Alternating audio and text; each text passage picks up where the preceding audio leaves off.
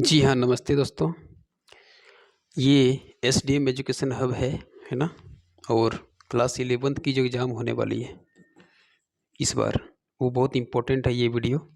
तो इस वीडियो को बढ़िया से देखें, है ना? तो बहुत ज़रूरी है क्योंकि एग्ज़ाम भी सामने आने वाले हैं। काफ़ी विद्यार्थी इंतज़ार कर रहे होंगे, उनकी तैयारी भी हो रही होगी, ठीक है? और उस तैयारी में हम सोने पे सुहागा वाला काम कर रहे हैं। आप पढ़िए, ऑनलाइन वीडियो भी देखिए, ज़रूरत पड़े तो ऑफलाइन क्लास भी करिए। तो ये आज का टॉपिक है फंडामेंटल राइट्स, जो आपके मौलिक अधिकार की टॉपिक से लिया गया है। चलिए शुरू करते हैं फंडामेंटल राइट्स की क्लास। इसमें क्या होगा ना कि सबसे पहले आपको आर्टिकल 12 से शुरू करनी होगी।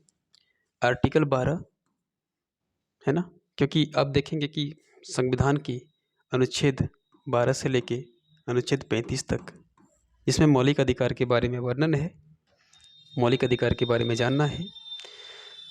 ये भाग 3 में आता है। कौन सी भाग में आता है? भाग 3 में आता है। एक और वीडियो बनाऊंगा जिसमें इसकी डिटेल्स के बारे में चर्चा करेंगे, पर वो आपके लिए तो होगा ही, आपसे कहीं ज़्यादा जो उच्च लेवल की परीक्षा की तैयारी जो कर रहे हैं तो उसके लिए इम्पोर्टेंट रहेगा। ये फिलहाल आपके लिए तो बहुत इम्पोर्टेंट रहेगा, क्योंकि क्लास 11th के एग्ज़ाम में जो पूछ जाएंगे वो इससे बहुत रेलिवेंस है, ठीक है? तो शुरू करते हैं। जैसे भारतीय संविधान के भाग 3 में, कौन सी भाग में? भाग 3 में अनुच्छेद 12 से लेकर अनुच्छेद 35 तक मूल अधिकारों का उल्लेख किया गया है, फंडामेंटल राइट्स का उल्लेख किया गया है। अनुच्छेद 12 में राज्य की परिभाषा दी गई है, स्टेट की परिभाषा दी गई है। एक बात ध्यान दीजिए, जब भी हम राज्य शब्द का उपयोग करेंगे, राज्य, तो राज्य का मतलब हो जाता है यहाँ तक कि पूरे भारतवर्ष में आने वाले जितने भी राज्य के प्रशासनिक मशीनरी हैं राज्य के, जैसे कि यहाँ पर देखिए, भारत की सरकार एवं संसद, सभी राज्यों की सरकारें व विधानमंडल, सभी स्थानीय प्राधिकारी, अन्य प्राधिकारी। इसका मतलब हो जाता है कि जितने भी सरकारी संस्थान हैं, सरकारी संस्थान, ठीक है, वो सब किस में आएंगे? राज्य में आएंगे। इवन आंगनबाड़ी केंद्र भी किस में आएगा? राज्य में आएगा। पीडीएस जो दुकान होता है वो भी किस में आएगा? राज्य में आएगा। मतलब सरकार की पूर्णतः या अंशतः भागीदारी, सरकार का थोड़ा सा भी हिस्सा उसमें अगर है तो समझिए कि वो किस में आएगा? राज्य में आएगा। तो वो राज्य में क्या क्या आएगा? ये आर्टिकल 12 कहता है। संविधान के अनुच्छेद 12 क्या राज्य की परिभाषा देता है। तो इसको सिंपल सी वे में आप समझ गए। अनुच्छेद 12 में राज्य की परिभाषा दी गई है। यह परिभाषा केवल भाग 3 के प्रयोजन हेतु संदर्भित है। इस परिभाषा के अनुसार राज्य में निम्नलिखित निकाय शामिल हैं। क्या हैं? भारत की सरकार एवं संसद, सभी राज्यों की सरकारें व विधानमंडल, सभी स्थानीय प्राधिकार और अन्य प्राधिकारी, ये किस में आएंगे? राज्य में आएंगे। तो ध्यान रखने योग्य बातें हैं कि राज्य की क्या डेफिनेशन यहाँ पर हो गया। अगले में आते हैं। देखिए, संविधान के अनुच्छेद 13, अनुच्छेद किसमें? 13, आर्टिकल 13। आर्टिकल 13 में न्यायपालिका को न्यायिक पुनर्विलोकन की शक्ति प्रदान करता है। अब न्यायपालिका में कौन कौन हो जाएंगे? अब ध्यान रखिए, न्यायपालिका में क्या आएंगे? सबसे पहले सुप्रीम कोर्ट आएगा, फिर इसके नीचे हाई कोर्ट आएगा, फिर इसके नीचे डिस्ट्रिक्ट कोर्ट आएगा। तो ये जो कोर्ट के हायरार्की हैं, है ना, इसमें इसको क्या बोलते हैं? न्यायपालिका बोलते हैं। तो न्यायपालिका को न्यायिक पुनर्विलोकन की शक्ति प्रदान करता है। न्यायिक पुनर्विलोकन, इसका मतलब होता है जुडिशियल रिव्यू। क्या करेंगे न्यायपालिका? किसी भी न्यायिक दस्तावेज को, किसी भी विधान को, किसी भी विधि को फिर से वो देखेंगे कि सही है कि गलत है और आज के दौर में कितना रेलेवेंस है, ठीक है। ये अनुच्छेद 13 में कहता है। यहाँ पर सावधानी, संविधान पूर्व विधियाँ तथा संविधानेतर विधियाँ उस मात्रा तक शून्य होगी जिस मात्रा तक वे मूल अधिकारों से असंगत है। इसका मतलब क्या है कि संविधान के बनने के पहले जो विधियाँ थी और संविधान के बनने के बाद वैसी विधियाँ शून्य हो जाएंगी, मतलब खत्म हो जाएंगी, है ना। क्यों खत्म होगी? क्योंकि यदि वे मूल अधिकार को उल्लंघन करते हैं, मूल अधिकार से मिलता जुलता नहीं है, तो वो विधियाँ क्या हो जाएंगे? शून्य हो जाएंगे। ये अनुच्छेद 13। अनुच्छेद 13 का 2 क्या बोलता है? अनुच्छेद 13 के 2 में प्रयुक्त विधि के अंतर्गत सभी अधिनियम आएंगे, अध्यादेश आएंगे, आदेश आएंगे, उपविधियां आएंगे, नियम आएंगे, विनियम आएंगे, अधिसूचनाएं, रूढ़ियां, प्रथाएं आदि शामिल हैं। अध्यादेश के बारे में कह सकते हैं, अध्यादेश क्या होता है ना? आप देखेंगे जब भी कोई संसद नहीं चलता है तो राष्ट्रपति क्या करते हैं? अध्यादेश जारी करते हैं, है ना? आदेश क्या होते हैं? सरकार के कोई भी मशीनरी आदेश जारी कर सकते हैं। तो ये सब चीज़ें क्या आएंगे? अनुच्छेद 13 के 2 में आएंगे। यहाँ पर जो विधि शब्द का उपयोग किया गया है ना, देखिए यहाँ पे विधि शब्द का उपयोग किया गया है और यहाँ पर भी विधि शब्द का उपयोग किया गया है। तो विधि की यहाँ पर एक्सप्लेन करके आपको क्लियर कर दे रहा है कि विधि में कौन कौन क्या क्या आएगा। तो पहला आएगा सभी अधिनियम, जितने भी एक्ट बनते हैं, अध्यादेश, आदेश, उपविधियाँ, नियम, विनियम, अधिसूचनाएं, रूढ़ियाँ, प्रथाएं आदि शामिल हैं। अनुच्छेद 13 के 4 में कहा गया कि अनुच्छेद 13 की कोई बात अनुच्छेद 368 के तहत किए जाने वाले संविधान संशोधन पर लागू नहीं होगी। इसे 24वें संविधान संशोधन द्वारा 1971 द्वारा जोड़ा गया था। अतः संविधान संशोधन अधिनियम को विधि नहीं माना जाता। यानी कि आर्टिकल 368 को यहाँ पर विधि नहीं माना गया है। ठीक है, आगे देखते हैं अनुच्छेद 14। तो अनुच्छेद 14 जानने से पहले फंडामेंटल राइट्स को 6 श्रेणियों में बांटा गया है। 6 श्रेणियों में बांटा गया है। अब देखिए पहला, दूसरा, तीसरा, चौथा, पांचवा, छठा। तो अनुच्छेद 14 से लेकर 18 तक क्या है? समता का अधिकार है। इसको ध्यान रखने योग्य है क्योंकि एग्जाम में ऐसे प्रश्न पूछ लिए जाते हैं।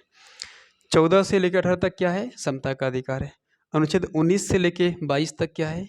स्वतंत्रता का अधिकार है। शोषण के विरुद्ध अधिकार जो है अनुच्छेद 23-24 में है। धर्म की स्वतंत्रता का अधिकार अनुच्छेद 25 से लेकर 28 की है। संस्कृति और शिक्षा संबंधी अधिकार अनुच्छेद 29-30। संवैधानिक उपचारों का अधिकार अनुच्छेद 32। मतलब ये जो लिस्ट है ये आपको ध्यान रखना है। हम लोग क्या करेंगे, इसके हर एक आर्टिकल को सावधानीपूर्वक पढ़ेंगे, पर लिस्ट आपको ध्यान रखना है कि कौन से आर्टिकल किस मूल हिस्से में आते हैं। ठीक है, तो मूल अधिकारों को मोटे तौर पर 6 श्रेणियों में बांटा जा सकता है। यहाँ 6 श्रेणियों में बांटा गया है। नंबर 1 क्या है? समता का अधिकार। 2 क्या है? स्वतंत्रता का अधिकार। 3 क्या है? शोषण के विरुद्ध अधिकार। 4 धर्म की स्वतंत्रता का अधिकार। 5 संस्कृति और शिक्षा संबंधी अधिकार। 6 संवैधानिक उपचारों का अधिकार। ओके, तो हम लोग पढ़ेंगे अभी आर्टिकल 14। क्या पढ़ेंगे? आर्टिकल 14। मैं पहले कलर को ठीक कर लेता हूँ। ठीक है, मार्किंग करने में हमारी सुविधाएं होंगी। और जो ये है ब्राइटनेस थीम की, मैं इसको चेंज कर लेता हूँ। राइट,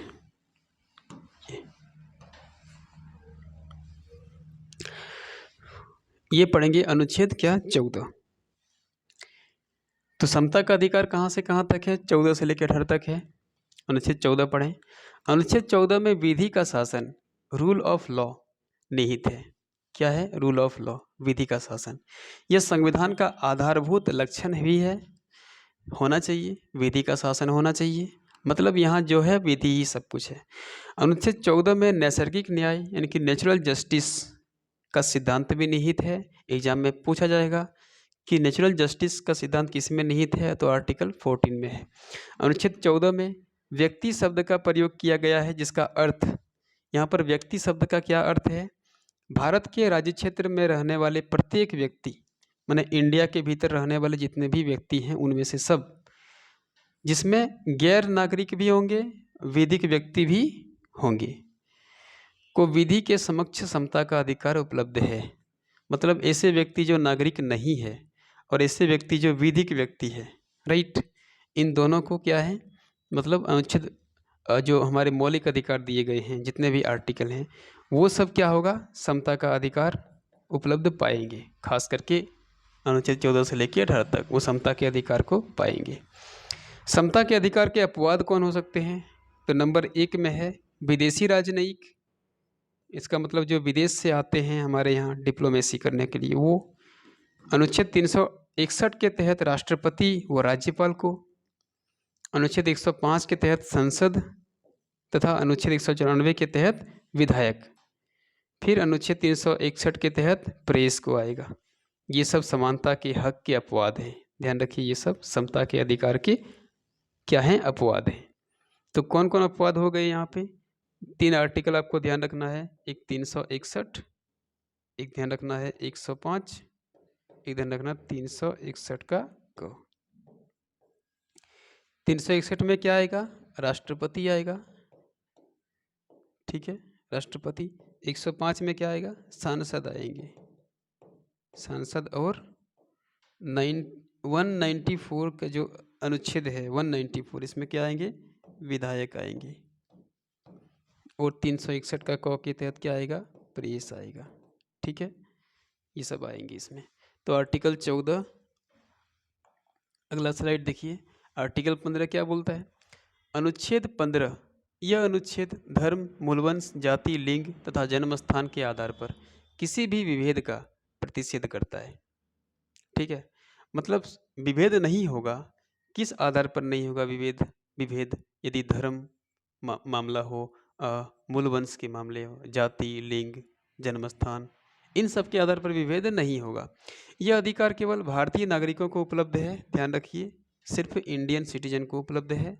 यदि कोई विभेद इस अनुच्छेद में वर्णित आधारों से भिन्न किसी आधार पर किया गया हो तो वह असंवैधानिक नहीं होगा, ठीक है, असंवैधानिक नहीं होगा।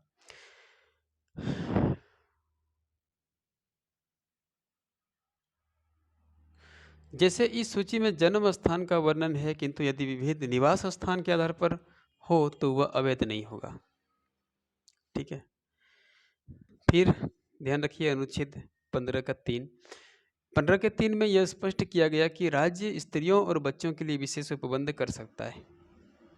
इस तरह से आप देख सकते हैं कि जो स्त्रियों के लिए बहुत तरह की योजनाएं आई है। हमारे यहाँ मैया सम्मान योजना भी तो आया है, वो भी स्पेशल है ना। आंगनबाड़ी कार्यक्रम जो है वो बच्चों के लिए विशेष फोकस किया गया है। अनुच्छेद 15 के 4 के अधीन राज्य सामाजिक और शैक्षिक दृष्टि से पिछड़े हुए नागरिकों के किन्हीं वर्गों की उन्नति के लिए या अनुसूचित जातियों तथा अनुसूचित जनजातियों के लिए विशेष उपबंध कर सकता है एवं ऐसे विशेष प्रावधानों को अनुच्छेद 15 का उल्लंघन नहीं माना जाएगा, ठीक है। इसमें आर्टिकल 15 का उल्लंघन नहीं माना जाएगा।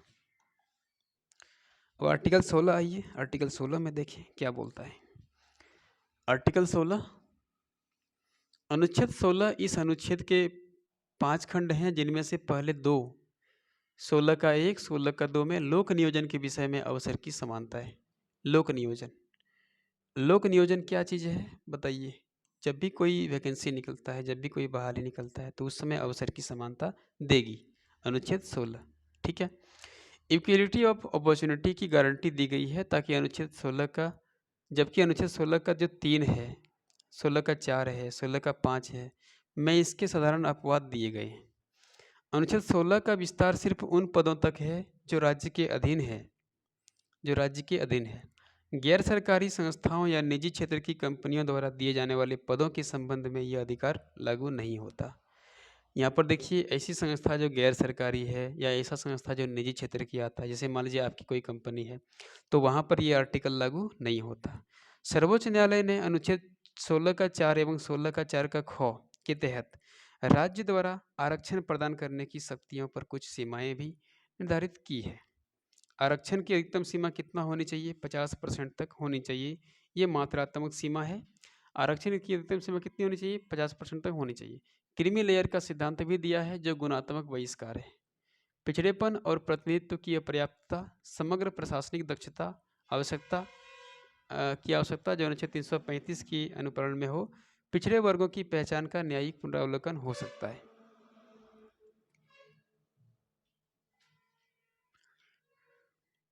अनुच्छेद 17 जानते ही आप, आर्टिकल 17 क्या बोलता है? इसमें अस्पृश्यता का अंत किया गया है, अस्पृश्यता का अंत किया गया है, ठीक है, अस्पृश्यता का अंत किया गया है। आर्टिकल 18, अनुच्छेद 18 के तहत संविधान उपाधियों के दुरुपयोग को रोकने के लिए राज्य को उपाधियां प्रदान करने से प्रतिबंधित करता है। यह प्रतिबंध केवल राज्य के विरुद्ध है, अन्य सार्वजनिक संस्थाएं जैसे विश्वविद्यालय आदि अपने नेताओं या गुणीजनों का सम्मान करने के लिए उन्हें उपाधियां या सम्मान दे सकते हैं। राज्य को सेना विद्या संबंधी सम्मान देने से नहीं रोका गया है, आर्टिकल 18 ये कहता है। तो हम लोग आज क्या करेंगे, समता के अधिकार अनुच्छेद 14 से लेकर 18 तक ही क्लास करेंगे। फिर हम अगली वीडियो में आपको स्वतंत्रता का अधिकार देंगे। अगले वीडियो में आपको जितना भी आर्टिकल 35 तक आता है उन सारे अधिकार को आपको बताएंगे। तो अब तक के लिए इतना ही। नमस्कार, थैंक यू।